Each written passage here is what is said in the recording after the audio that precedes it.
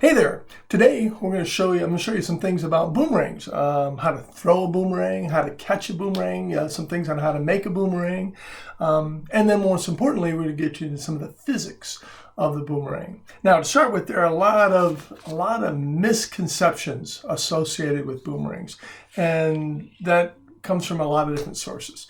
In fact, I had about 20 years ago, I think it was at Niagara Falls, and it was like some sort of gift shop in and around that area, and I waiting for my family. They were buying some stuff, and I just happened to see some boomerangs for sale, and so I went over and looked at some of the boomerangs, and a couple things I noticed. Every boomerang I saw was a left-handed boomerang, and none of them were labeled as left-handed boomerangs. So the average person being right-handed would buy a boomerang, have almost no chance of having success throwing it, and thinking that boomerangs don't work. Well, boomerangs can come back if you know how to throw them, if they're made properly and you know how to use them in certain conditions. Okay. Now, another misconception is that boomerangs are weapons. Boomerangs are not weapons; they're toys. Now, you see that in movies and cartoons, and it's a great idea. And as a kid, I thought that too. The idea that you could throw something, and if you hit your target, great, and if you missed, it came back to you, and then you had another chance. That's a great idea. I've tried to throw it at some birds, but they avoid it, and it's really hard. And so they're really not weapons, although I think I've hurt myself more times than anything else. Now, the boomerang is related to something which is a weapon, and that's called a throw stick. And a throw stick is much bigger. It has some aerodynamic properties, but it doesn't return. The aerodynamic properties just allow it to stay above the ground a little bit longer in an area where likely to stun a small rodent, rabbit or type of thing, and then the hunter could then go and kill the animal later. But the boomerang is a toy.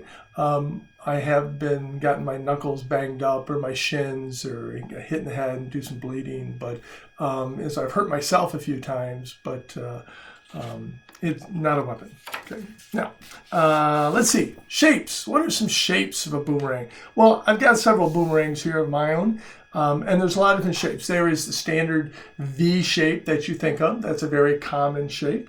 Let's see. We have the bent V, so it's kind of the V, but it's bent. We have the omega. Okay, so this would be the omega style boomerang. Let's see. This is more of a hook. This is a long-range boomerang. Let's see. I've got, there's another type of boomerang here. It can have 3 or 4 blades. You can have 5. All sorts of different shapes. Basically, I've seen boomerangs, designs for boomerangs, almost every letter in the alphabet. So it doesn't have to be a V or an X or a 3-bladed, a lot of different shapes. Now, what's key is to know what's important, and the basic shape is not hugely important. There's other important factors to know. Let's see. I've got here one from, somebody bought me one from Australia. This one here, I've never gotten it to return. And of course, you know what they call a boomerang that doesn't return? You call it a stick. So this is a stick, and it's a really pretty stick. Artwork. Okay. Now, so lots of different shapes on the boomerangs. You can have lots of different shapes, but what is the important characteristics? Well, let's get into the parts of the boomerang and the grip. First off, you got to know is in the boomerang there is a right-handed boomerang, a left-handed boomerang. There's the top, there's the bottom, there's the leading edge and the trailing edge. So let's learn some of these parts here. Most boomerangs, when you buy them, will be painted on the top, but not painted on the bottom. So you might see this one here has more paint on the top, very little on the bottom. A lot of the boomerangs that I make, I don't paint. I'm too lazy to paint them, and so I might write top and bottom on them. But you want to know where the top and the bottom is. And so then we have the top and the bottom, and we have a leading edge and a trailing edge. So what you want to do is you want to look at the edge of the boomerang, okay? And so you'll notice that this boomerang is basically 2 airfoils, and this edge here is the leading edge. It's a steeper incline, and then the back side of this is called the trailing edge, and that's a more gradual. And you can tell that most boomerangs, the ones I make, are made out of a model grade plywood. And so here, as you sand this trailing edge down, the layers, you can see the layers here, kind of like contour lines on a topographic map, and they're far apart, and that indicates that it's a gradual slope. Whereas here on the leading edge, the lines are much closer together, and that indicates that it's a steeper slope.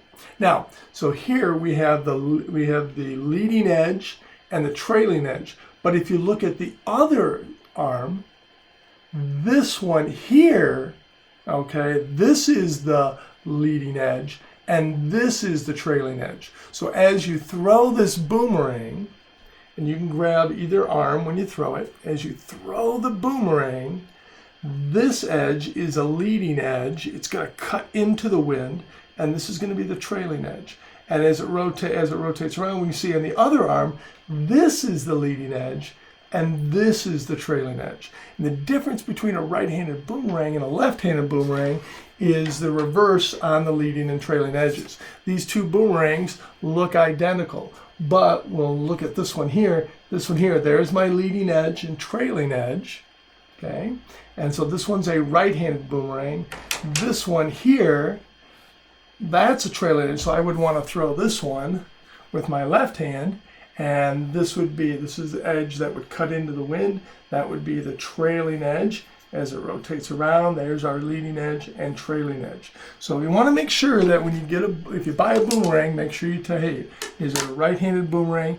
Is it a left-handed boomerang? Okay. Now, there are some boomerangs, you want to get a boomerang, this type of boomerang is great. This is what I have all my students, whenever I'm teaching somebody to throw a boomerang, I start with a boomerang like this, and it's easier to throw, it's easier to catch, it's more durable, less likely to break. And this particular one's Eric Darnell, name of the guy who made it famous, produced it, often referred to as a tri-fly. This is plastic, real durable, and so less likely to break. What's really nice about it is there's actually some mass at the center of mass. Other boomerangs, when you throw them, they are going to rotate about the center of mass. Well, the center of mass, there's no mass there. And so any part you go to grab will be moving. But if you start with one that's, say, a 3-blade or a 4-blade, it's got some mass at the center of mass. It's a whole lot easier to catch. Okay, now these they're not right or left. You have to tune them. And the way you tune them, they have a top and a bottom. When you buy them, they tend to have a sticker on them. My sticker has come off on this. And so then the smooth side is the top. And what we want to do is we want to make these into an airfoil.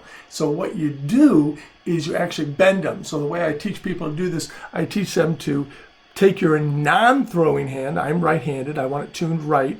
So I will put this on the top, on the palm of my non-throwing hand, and then I'll take my throwing hand and I'll pull back on each of these blades.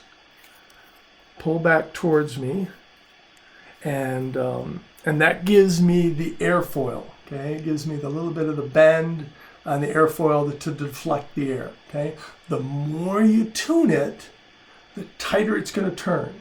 The less you tune it, the slower it's going to turn. So you got to decide, hey, do I want this thing to return quickly or to go out a little bit further, okay? So you kind of have to play with that, and you tune that. But I always start my throwers plastic because it's durable, it's easier to catch. So this is what I recommend if you're going to go out and buy a boomerang. Start with this. Then you may want to buy these. This here will cost you, less than $10. This one here, these will cost you more like $20 a piece, and they're breakable. So when I go out and throw, and somebody comes up and says, "Hey, this looks kind of cool. You want to teach me how to throw a boomerang?" I don't let them throw my wooden ones because they'll break them. So I teach people on the plastic ones, a whole lot more durable. When they get good at throwing them the proper way, that are less likely going to break it, then I go to that. But me personally, I really don't use these little plastic ones very often. I throw most of the ones I throw are the wooden ones of that nature. But you gotta not throw them in such a way that you're going to break them. Okay. Now, how do we grip these? Okay. So there is some different grips that we use. I use what's called let me get one that you can see a little better. I use what's called a pinch grip. And so what I do is I actually pinch the boomerang between the inside of my thumb, that joint, and my index finger. And that gives me really able to rotate this thing. Okay, so that's what's called a pinch grip. It may be a little bit hard, it takes a little while to get used to it, but that's what I like in terms of the grip. Another grip that I teach a lot of students is what I refer to as the pencil grip. It's kind of like you're holding a pencil, and it allows the boomerang to sit in the little web there between your thumb and your index finger, and then you can put your index finger on it, and that gives it the nice little spin. Okay, so there's the pencil. I teach a pencil grip a lot of times for beginners. I myself use a pinch grip. Okay, a little bit harder to control, but gives you a lot more spin. The hammer grip, a lot of people like that, but I am not a big fan of that. I feel it doesn't give me enough rotation on that, so I tend to avoid, and I don't typically teach the hammer grip. But if your hand strength is not such as you can pinch or use the pencil, you may have to go with more of a hammer type grip. Okay. So now, how do we go about throwing? What's the key to throwing? Well, first thing is safety is really important. So you want to get a big space. Where I live, I can easily find spaces. I live a block away from a 40-acre lot, and go out to high school athletic fields. But I usually want something at least the size of a soccer field, okay, and without obstacles around, and no people around. I don't want people around who aren't paying attention, because that's, people can get hurt. And so I try to find areas that are big open spaces. That's what I like. I like a little bit of wind. Slow, steady wind. I don't want big wind. I don't want gusty wind. I don't want wind that's changing directions. My ideal is slow and steady wind. Okay.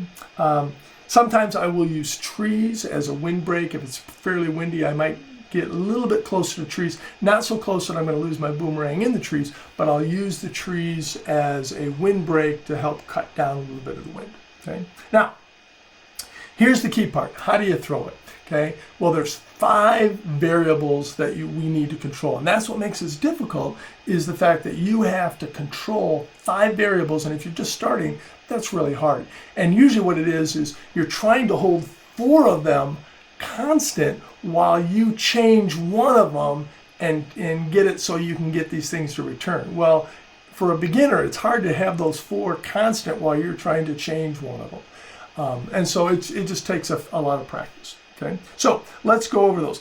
First thing is the linear speed. So this boomerang, when you throw the boomerang, it's translating. It's got linear velocity. Okay, and I tend to associate that with the arm or shoulder.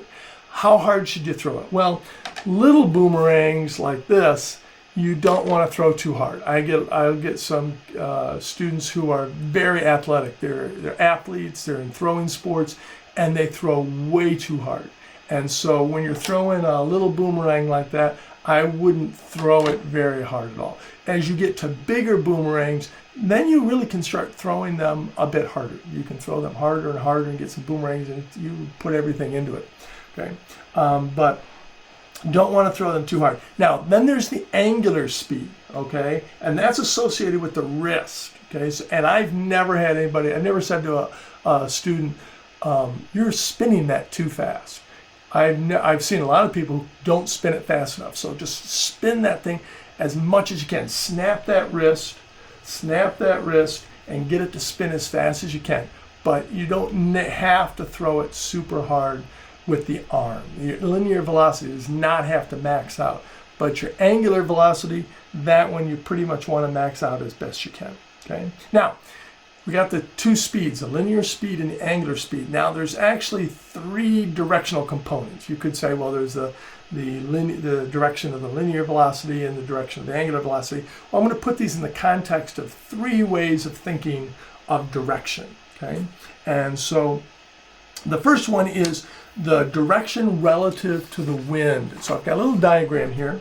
And so what you want to do is, if the wind is blowing in this direction, you want to face into the wind, and you want to rotate about 45 degrees to the right for a right-handed thrower.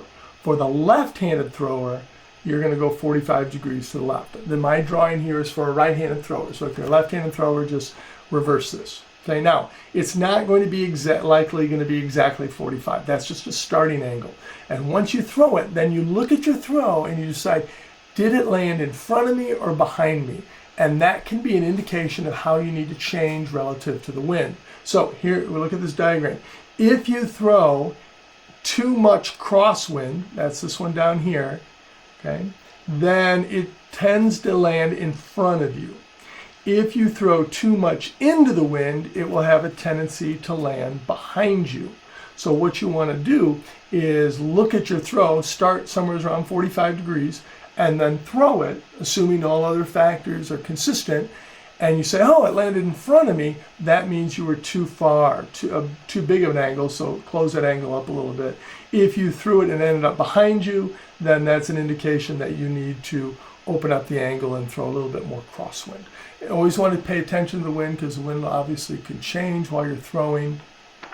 And this is one of the reasons why it's hard to use this as a weapon, because the fact that you could know where your prey is going to be in relationship to the wind, it's nearly impossible. But you can, by knowing how to throw relative to the wind, that's helpful. Okay. Now, the second thing we want to do is what I call the layover, and that's the direction relative to the vertical. So when you throw it, so let's say I'm going to throw it this direction. Okay. You throw it like a hatchet. You don't throw it sidearm like this. Okay, that is the biggest problem I have with students. They want to throw it like, if you throw it like sideways like this, it has way too much lift. It goes way high, and then it comes down really hard and breaks. That's the main reason why I don't let people throw my wooden boomerangs until they have demonstrated to me on a plastic one that they really can throw it vertically like such. Okay, now the angle will be about 5 to 10 degrees off the vertical. This is called a layover. If you're a boomerang, if you don't get enough layover, it won't stay in the air, it'll fall. If you get too much layover, it'll go too high. Most people have way too much layover. Certain boomerangs, some long-range boomerangs, they need to have a little more layover. Okay, but you want to try to keep that fairly vertical. Okay, keep that in the vertical plane and really come through here. So I don't advise people to open up like this and then they come across. No, I tend to, can you keep your arm in that plane and just lay it out just a little bit, okay? Then there is what I call the elevation, okay? So we got the direction relative to the wind, the direction relative to the vertical, and then it's the elevation. So we want to say, well, how is this elevated? Typically you want to throw fairly parallel to the ground, okay? If you throw, people tend to throw up too much. Don't throw up, okay? If you throw at too high of an angle, it'll tend to go up, and then as it turns around, it'll come down and come back up, and it'll have a kind of a saddle to it. It'll go up and down in the valley type thing. If you throw down into the ground, that's just a problem. It hits into the ground, okay? So you want to try to throw fairly parallel. So it's fairly parallel in the right direction relative to the wind, and then you get the correct layover, okay? So a lot of different variables that you're trying to control. That's what makes this really hard, trying to control those really well. Now, how do we catch? Okay, well, the catch, first off, avoid the ones that are going really fast. If they're coming at you really fast, just, maybe defend yourself. And if it's coming right at you, just knock it down. Just put your palms out like that. Just knock it down, or just turn away from it and let it go by. It's usually a result of the boomerang has gone way too high, and as it comes down, kind of like if you were to drop a piece of paper, it would come down and slice and go back and forth. A lot of times a boomerang will do that. Okay, the boomerang throws I like are the ones that go out and they stay relatively horizontal, equal distance to the ground, maybe 10 to 20 feet above the ground. They just make a nice little circle that come around and drop. But if they're getting really high and they'll come down really fast, you don't want to catch those. We do like them if they come around and they hover and they drop. Those are the best ones. Okay. First off, when you go to catch, try not to catch it near your face, because if you catch it near your face and you miss, then you get hit in your face. I've been hit in the face, and it's not pleasant. Okay. Couple different hand techniques. One is I teach people to start. I teach the pancake. 2 hands, palms, no fingers, and then you're less likely to get you bloody up your knuckles because you didn't do it right. So I will tend to do this, and I tend to do it down by my waist. So I'll try to, if I can, do it down by my waist, and palm, no fingers. Okay, that's what we call the pancake. That can be difficult with a boomerang like this because there's no mass at the center mass, and so I tend to get my fingers far apart and go this route to try to catch it. On a boomerang like such, it's a whole lot easier because there's something right there. Then you can do a one-handed catch, and then there's what they call the eagle catch, where you actually come down on top of it with one hand and grab it. Okay, that's easier on this type where you come down on top. In a competition setting, you can get more points for different, more difficult type catches, whether it be doing a flip during a catch, or some people want to pin it to their head. There's all sorts of goofy things you can do with that. So that's the catch. Once again, that down by the waist is the safest. Now, what are some games that you can do when you play? You just want to get good at throwing, but sometimes I'll go out. I might go out with my son, and we'll go out and play, throw. It's something great to do by yourself, especially if you're quarantined. You got nobody you can go play with. Boomerangs are kind of a fun thing. But some things you can do is, one is what they call juggling. And juggling, the way you juggle with boomerangs is you take 2 boomerangs that are basically identical. You want 2 boomerangs that behave very, very similar. And then what you do is you take the first boomerang and throw it, and when it's halfway out, you throw the second boomerang. Then you catch the first boomerang, throw it again, then catch the second one, you throw it, and you try to do that as long as you can. Okay. Another type of game is what's called doubling. This is where you take 2 different boomerangs, one that's a quick turn, turns quickly, and one that turns more slowly. You put the quick turn on top. Okay, so you put our quick turn one on top, and then what you do is you actually throw them together, and the one on top turns more quickly. You catch it, and then while the other one, the bottom one, is turning more slowly, and it comes back, and then you catch it as well. So that's it. But you want to make sure, of course, we have our thumb is on the top of the boomerang, and then your fingers will be on the bottom of the boomerang. And when you do the doubling, you put both top. You put the one on top of the other. Okay, as such. Okay. Now